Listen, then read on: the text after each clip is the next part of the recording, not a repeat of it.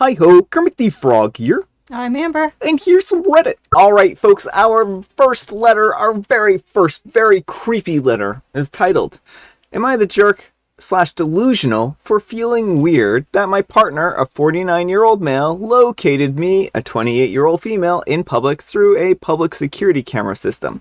Took pictures of me and sent me the pictures of myself. No, you're not delusional and not the jerk in this situation. It doesn't get better. I'm a 28-year-old female and I work remotely, and I like to work at a nice mall near my place with an indoor botanical garden.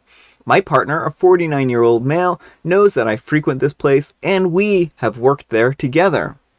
One day, I told him that I was there, and then later he texted me several photos that made me feel uncomfortable. The photos were stills from security footage from cameras around the mall. The pictures were me at the coffee shop, walking and working on my laptop. I don't know how he accessed the security footage system. He doesn't work in a field even remotely related to security. Receiving these pictures of me made me feel weird, and I sent him a direct message saying not to do this again. I know he intended this to be flattering or cute, but it didn't feel cute. It was awkward and uncomfortable situation to be in, and we didn't talk about it beyond that. However, it came up again several months later when we were having a general conversations about small conflicts sometimes going unresolved in our relationship, and I brought that up as an example of something that upset me that was never addressed. I told him that it didn't feel cute and it felt invasive, and he told me that by sending him a direct text that day saying not to do it again, that I had lost my composure on him just to make him seem like a creep, and that I was delusional for being upset. He said that he talked about it with friends, and they said that it was actually cute, and I was basically being overly critical or harsh. Reddit, I'm kind of confused. Am I the jerk? Alright, folks, what do you think? Jerk or not the jerk? No, OP, you are absolutely not the jerk in this scenario. What he is doing is very, very creepy. And it seems like a power and control move more than anything. Like, he's showing you that, oh, look, I know what you're doing. Yeah, this is totally about power control. The subtext here is that he can always keep tabs on you. So this is not just a cute, innocent thing. Yeah, like if he just happened to walk by you at the cafe and snapped a picture of you, that might have been one thing. Definitely feels very, very creepy, stalkery, I have you under my thumb type of thing. I know what you're doing. Yeah, and that's exactly what he's trying to make you feel like. And by turning this around on you and being like, oh, you're just acting like I'm a creep. Well, if the shoe fits, right? And then, like, trying to be like, oh, all my friends say that it's fine. Like, either one, he didn't tell his friends, or two, he's friends with a bunch of creeps. That doesn't invalidate your feelings. Yeah, no, there's no way that he talked to all his friends and all his friends were like, oh, this is perfectly cool, because it's not, right? And again, like, I really think that this is more or less him just lying and saying stuff to make it seem like you're overplaying the situation. So yeah, I mean, I don't think that this was cute or anything like that. It really just seems like he is just acting like an absolute creep here. He's trying to make it seem like you're being unreasonable because he's pushing those boundaries, and you can't be sure that he's not doing this more, right? Mm-hmm. Like, just because he hasn't sent you more footage doesn't mean he's not still, like, keeping tabs on you. Yeah, this was meant to send you a message. It doesn't matter what he says. He's trying to play it off as, haha, this was just a joke. It's not a joke, it's not funny. And also, how did he even obtain this footage, right? The fact that he somehow got this footage is very, very disconcerting, because you can't access those cameras legally if you're not working in the mall security, right? And then, like, the footage there is usually CCTV. It's usually in a system that's really kind of closed off from the internet. Maybe it's different for this one mall and they have like a security breach, but he's showing you that he'll use any method, legal or illegal, to keep tabs on you. I would be very cautious here. I would get a new cell phone. I would check your personal belongings for GPS trackers. I would do the whole works. Leave and don't even tell him that you're leaving. Because honestly, this guy is a scary person. He is a very, very scary individual. Mm-hmm. So, anyhow, take care and good luck. Alright, folks, our next letter is titled, Am I a jerk for telling my friend that her husband dated her as a dare? I'm a 23-year-old female, and I met my friend S, a 26-year-old female, through my boyfriend R, a 27-year-old male. She is the wife of R's best friend D, 26-year-old male. All three of them went to high school together. How it started. My boyfriend, who was pretty well off, made a joke about going broke after he sent S and D an anniversary present. I laughed because the gift was kind of pricey. My boyfriend was drunk and revealed that D had asked S out on a dare in high school and that he would get $1 for every day that he dated her until S got the hint. It would be unfair, my boyfriend explained, if D broke it off and he had to return double of the money. My boyfriend showed me the old dare contract, and it was the most disgusting thing I ever saw. They wrote a lot of jokes about S. S is at a healthy weight, but she's just a little rounder in the face and body, and they called her a skinny piggy prude and a teacher's bee. He made a promise to me for me to keep it a secret. I was torn on what to do because I always thought that S and D were a happy married couple, and he treated her well, but I would want to know if my boyfriend wrote those things about me. I invited her out for coffee and I told her everything. I had to sneak some pictures of the dare contract at my boyfriend's place. S broke down sobbing. She said that she had to pretend that she didn't see it because they had 2 children together and D has been a great father and husband. Since then, S has been weird. She's been going through the motions of life. She looks very vacant half the time. My boyfriend sent me down yesterday and asked me if I knew why S was acting so weird. D is worried about her and he wanted my boyfriend to ask me in case something happened. My boyfriend was being so kind and I broke down and admitted that I had told S the truth. My boyfriend was upset and asked why I would ruin their marriage like that. He said that S and D were happy before I stuck my nose in their business. They had been immature children and I ruined everything. I felt so bad. Am I the jerk? Alright folks, what do you think? Jerk or not the jerk? I'm gonna say not the jerk here. Like, this one's just such a tricky situation, and I don't know what the right way is to handle it. Because I feel like if I was in OP's shoes, like, I would want to know. And so I feel like I would be compelled to tell for that same reason. And it's such a tough thing because some people would rather know, some people would rather not know. And, like, what is the moral obligation? So it's a bad situation. I can say that the 2 dudes here are in the wrong for making such a horrible dare. Like, that's just so gross. They shouldn't have done it. And why did the boyfriend even bother to reveal that to OP? Yeah, he was drunk and I don't think he thought that it was... I think he thought it was kind of harmless hijinks from when they were in high school. The fact of the matter is it seems like they were a happy couple and hopefully, like, this is... Like I'm getting the sense that the dare was kind of just a thing that really was basically what got them together, but he actually hopefully sincerely fell in love with her and is actually a supportive and loving partner. And I mean, clearly to some degree he is, because he's worried about her and concerned about how she's doing. And I think that if you were to take a bet or dare this far, that would be pretty absurd at a certain point, right? I mean, he could just be waiting for all the money, like wait 50 years and then cash in. Yeah, but I mean, it sounds like OP's boyfriend is paying them on a regular basis. It's just kind of like a fun type of thing, being like, haha, here's part of our bet, you know, being like, oh, you really won this type of thing. I don't really feel like it's malicious at this point in time. Like, if he was like gleefully being like, haha, she's gonna leave him, I'm finally gonna get out of this contract and not have to pay him any more money, that would be like really disconcerting at that point in time. But it just feels like everyone's actually really worried and concerned about her. And I don't, like Amber said, I don't know what the right answer here. I think it's going to depend on person to person. Maybe she would be the type of person who didn't want to know this. There are people who do want to know these types of things. And it's really going to depend on the individual.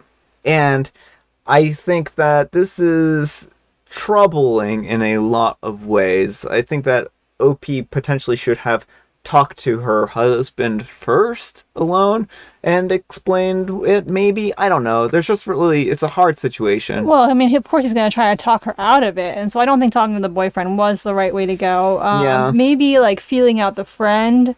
Again, that's hard, but like, Yeah, I mean, it's difficult because there's a lot to unpack there.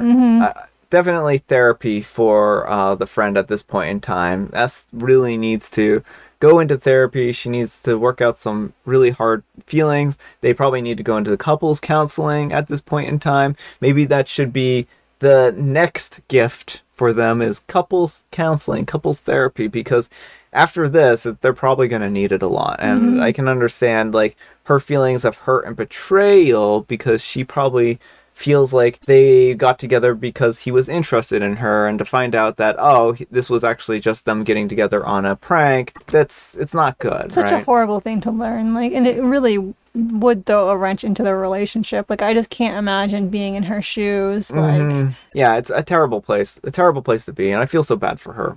but also at the same time, if the boyfriend spilled the beans now, it may have come out later on down the line anyway. So Yeah, it's hard. It's a difficult situation. So, anyhow, take care and good luck. Lori says, everyone's the jerk except for poor S. I cannot imagine how she feels and how scared she must be that her marriage is a sham. She must feel so hurt, and you helped do that to her. If you had concerns, you should have had a conversation with her husband about it.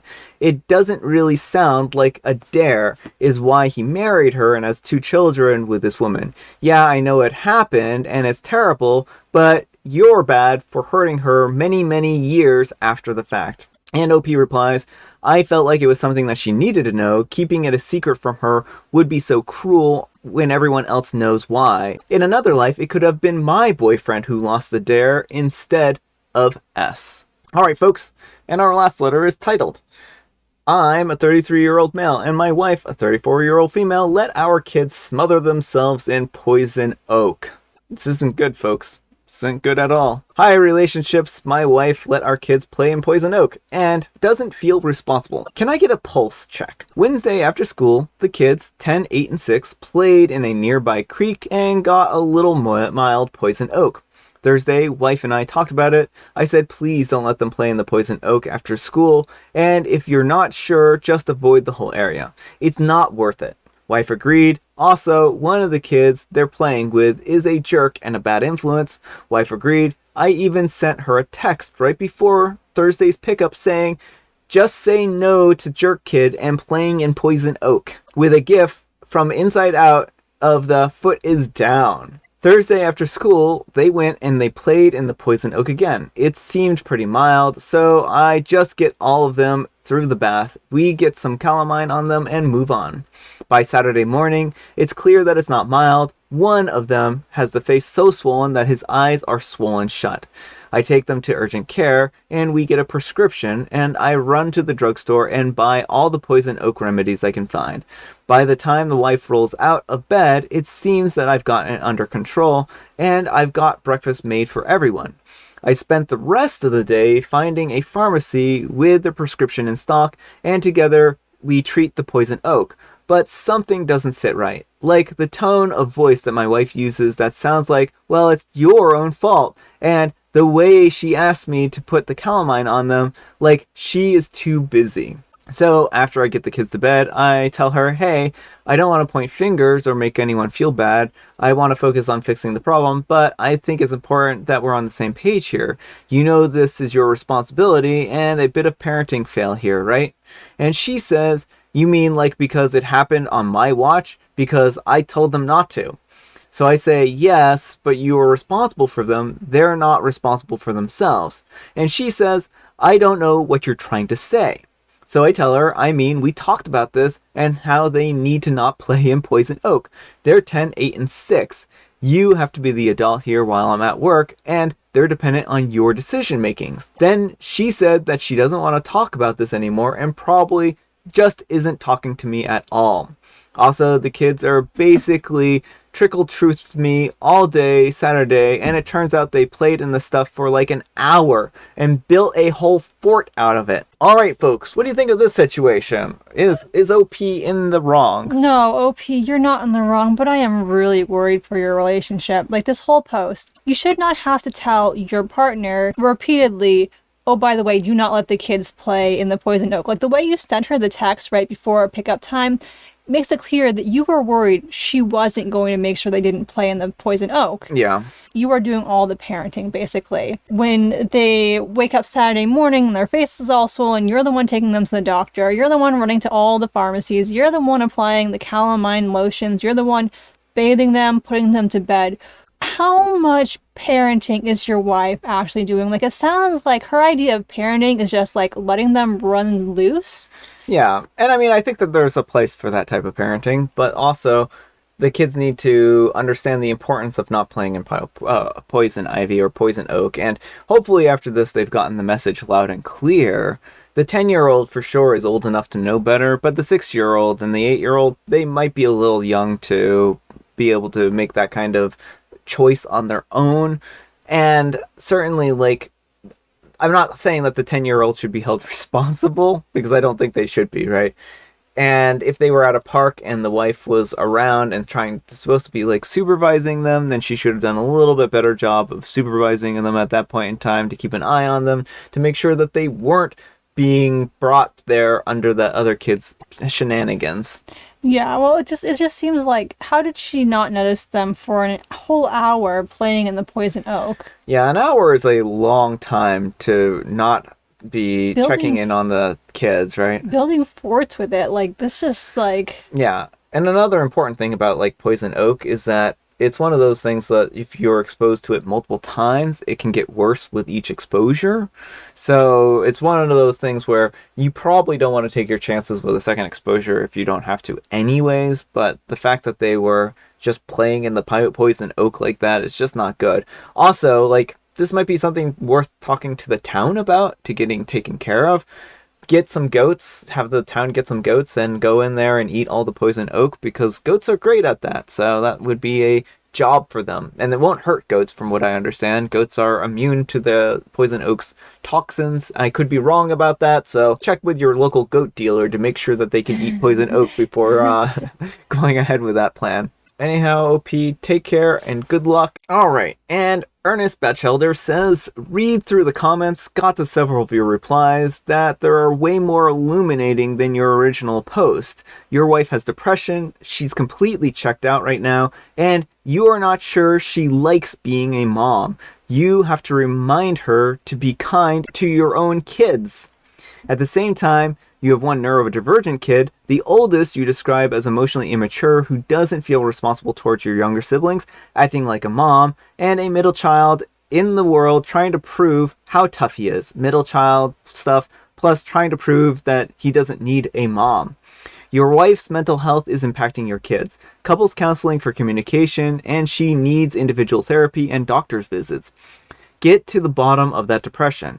If it has been going on for years, she has clinical depression, which will not magically go poof away on its own. It's hormonal or a chemical imbalance. Has your wife been tested for ADHD, ASD? ADHD and ASD are genetic, and frequently kids who are diagnosed with it help a parent realize that they too are neurodivergent, or that they had a parent who was. Women with it often go undiagnosed, especially if they are smart enough to do well or okay in school. And years of living with it without any support or education can lead to clinical depression.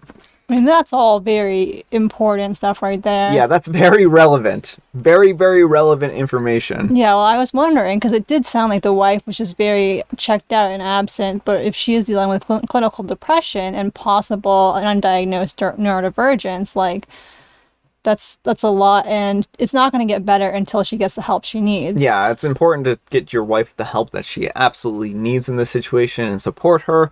And it's also important to support your kids too. It's a lot to juggle, and I understand that that's a lot of a burden, but hopefully you all can work through this and come out better on the other end. All right, folks, it is tea time. Grab your beverages of choice. I've got a beverage of choice right here, and Amber, she's got a joke. What happens to children who don't pass their coloring exams?